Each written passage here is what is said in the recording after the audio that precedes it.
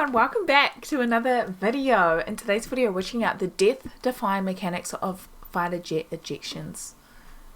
I've never seen any videos like this before, so yeah, let me know what you guys think down below. I said in the previous video, it depends on what order that I put these videos in, but I apologize for the lack of videos recently. I've had a really busy few weeks leading up to my USA trip next month, which I'm super excited for. I was also supposed to do a YouTube live stream like this week, but I didn't have time, so hopefully next week I'll be able to have a YouTube live stream and catch up with you guys again. But yeah, I'm sorry about that, but it's gonna be worth it for next month when I go to the USA. I'm very excited. But yeah, I thought I would just update you guys on that. Let's get into the video. Let me know what you guys think.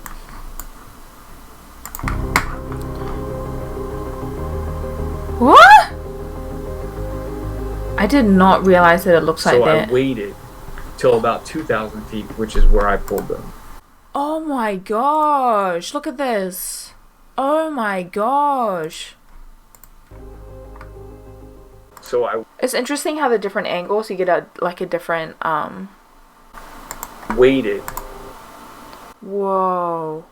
Till about 2,000 feet, which is where I pulled the handle, and I had about less than a second left to live.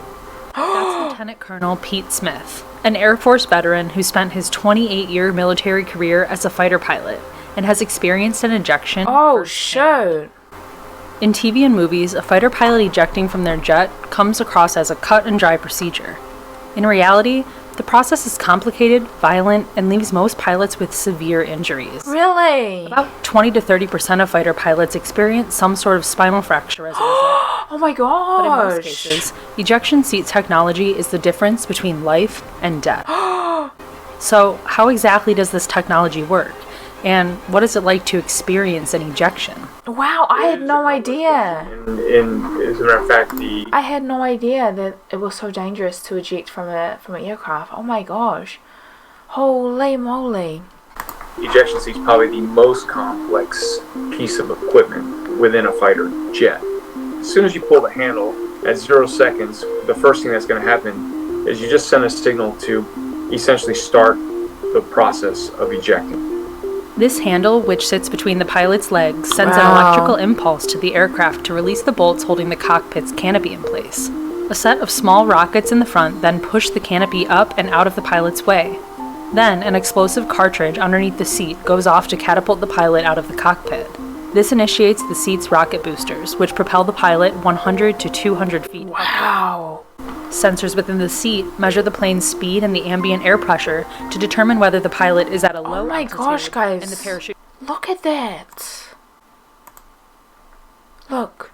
Someone ejected from there. Sensors within the Look. seat measure the plane's speed and the ambient air pressure to determine whether the pilot is at a low altitude and the parachute needs to be deployed immediately. Oh, wow, or that's they're interesting. At a higher altitude and the parachute needs to be delayed until they reach thicker air. Wow. In the latter case, the seat will still deploy a smaller chute known as a drogue, which helps lower the pilot's rate of descent and stabilize the seat from careening into a deadly spin. Once the main parachute is deployed, a motor automatically fires, finally releasing the pilot from the seat. Oh, wow. I was wondering that, like, does the pilot stay in the chair the whole time? The entire process exerts 14 to 16 times the force of gravity on fighter pilots' bodies. If you have time to prepare, you want to prepare. And the best thing to do in preparation for ejecting out of one of these seats is you want to be in position. And getting in position is to try and make yourself skinny and stiff and straight. Because you got to remember, this thing's going to go up the rails. It's a catapult, and it's going to fire you up about 50 feet per second. And then the rocket's going to go off. And depending on where you are and what seat you're in, it's 5 to 20 Gs going up those rails. And within 2 to 4 seconds, depending on what mode of flight you're in, you're going to have a full parachute. Once you're in a full chute, the game's not over yet. Those are things that come into the survival piece once you're in a chute. Am I in training? Am I in combat? And also in that is kind of an awareness of what you can expect Am I in the Himalayas with mountains at 20,000 feet? Oh my I might have to gosh. do that man's heat separation on my own. In 2007, Smith had a harrowing experience while practicing a high-risk flight maneuver during training off the coast of Florida. So essentially I was low and high speed. I was spatially disoriented. We were fighting over the water at night. And I essentially had rolled this thing inverted and didn't even notice from the visual cues outside that that's what happened. Passing 6,000 feet, I made the decision to continue. We're supposed to get out if we're out of control at 6,000 feet. But I decided to hang with it, and I'm trying to slow down because I was already through 600 knots. That's an incredible speed. 600 knots is equivalent to 690 miles per hour. Essentially, if you're above 500 knots, it's about a 90% fatality. Either you're going to get some kind of flailing injuries, or you could snap the neck, or there's lots of things that can go wrong at that high speed.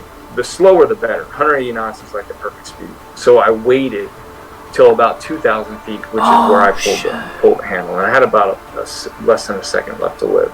I went on around 400 miles an hour. And for me, what I will say about any ejection, I don't care how slow or how fast or how, it's extremely violent. To this day, I can remember my body position when I went out, because it snapped me back to the right. It was taking the air out of my lungs. So it was like you fell out of a tree and got the wind knocked out of you type of thing. The whole thing was less than 9 seconds from recognition to in the water. For me, I was about 60 miles offshore, but it was pitch black out. Oh my gosh, it's terrifying. In front of my face. I did have injuries, but you don't know it because you have so much adrenaline. Adrenaline. In your body. It wasn't until after being rescued, about an hour later by a Navy helicopter, that Smith would discover he had herniated discs in his neck and back, as well as a torn ACL and MCL. Despite the physical dangers, advancements in technology have led to an average 90% survival rate in all types of ejections. Wow. And according to Smith, the most dangerous obstacle that remains is hesitation. Oh! The one thing that can get in the way is That's interesting. This, That's really interesting. That decision. Do I go now? Do I go later? Do I try to save the jet? That's where you get yourself in trouble. You just got to. That's so interesting. That's why we have these rules. If something goes wrong, I can't hesitate. I got to go. You've got to be willing to pull that handle. Wow. And trust it. Wow. Wow. Wow. Oh my gosh. I did not expect this kind of information coming into this video today. Really. I never really even thought about ejection in fighter jets before. I just never really, I knew that it happens, and the pilots have the ability to do so, but I just didn't even think about how it really worked, and I had no idea that people had got so many injuries from them. But on second thought, of course it makes sense. You're going so fast, of course, the human body can only endure so much, so it makes sense. It makes sense. I just never thought about it before. It's really interesting how he was talking about, one of the big factors is the hesitation, the human mind. Oh my gosh, I can't imagine being in a situation like that where you'd have to think so quickly.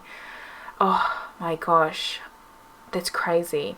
And his story is crazy as well. He had 1 second. 1 second to live. Pull the handle to survive. And he was I think he said he was in the water, right? He was in the water for an hour with so many injuries. Oh my gosh. That's so frightening. That's so frightening. But wow, I definitely learnt a lot today. I can't get over it. I can't get over it. I just never thought about it until this video. I'm really glad that I watched it today. Guys, thank you so much for watching with me. I hope you guys liked it as well. I don't know if you guys learned anything new, but I hope you did. Or if you already knew this, feel free to add any extra information down below. Yeah, I went into this just having no idea, and I definitely learned a lot. So yeah, thank you guys so much for watching again. Hopefully you guys have a really good rest of your day, and I'll see you all in my next video. Bye, guys.